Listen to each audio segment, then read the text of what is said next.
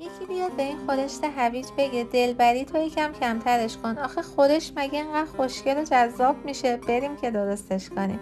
برای شروع پیازه نگینی رو با زردچوبه تفت بده. حالا گوشت تیکه‌ای رو اضافه کن، رنگش که عوض شد رو به گوجه رو هم داخل همون قابلمه تفت بده.